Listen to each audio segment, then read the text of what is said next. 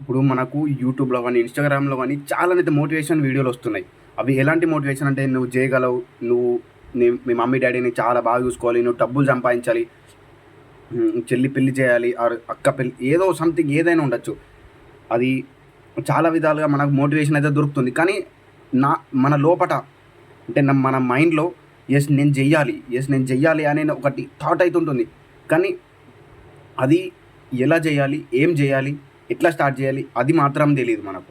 దాంతోనే వచ్చింది అసలైన ప్రాబ్లమ్. మోటివేషన్ చాలా మందైతే ఇస్తారు. కానీ స్టెప్ వేయడానికి మనం ఆగిపోతాం. కానీ ఆ స్టెప్ ఏసిన తర్వాత ఏం జేయాలి? ఆ స్టెప్ ఓకే చేద్దాం అని డిసైడ్ అయినంక కూడా మనం ఏం జేయాలో అర్థం గాదు. సో, అలాంటి సిట్యుయేషన్ రాకుండా ఉండడానికే మనం ఈ లా ఆఫ్ అట్రాక్షన్, నో ఫ్యాప్‌ని మనం ఫాలో చేస్తున్నాం. ఎందుకోసం అంటే ఈ no fap and law of attraction రెండిటిని కలిపి మనం దానికి ఒక గోల్ పెట్టుకుంటే ఆటోమేటిక్‌గా మనకు రూట్స్ అనేవి ఓపెన్ అవుతాయి. అది నాకు చాలానైతే యూజ్‌ఫుల్ అయింది. ఈ మోటివేషన్ వీడియోలు చూసి విసిగొచ్చేసి నేను ఏం చేయాలో అర్థం గాక అప్పుడే నాకు ఈ law of attraction, no fap గురించి తెలిసి నేను ఒక స్టెప్ అయితే వేయడం జరిగింది. సో, మీరు ఈ నో ఫ్యాప్, ఈ లా ఆఫ్ అట్రాక్షన్‌ని ఫాలో చేయకుండా మీరు ఏం చేయలేరని నేను అనుకుంటున్నాను. సో, ఈ ఛాన్స్‌ని మిస్ చేసుకోకండి. దీన్ని మీరు ఖచ్చితంగా ఫాలో చేసి రిజల్ట్‌ని చూడండి.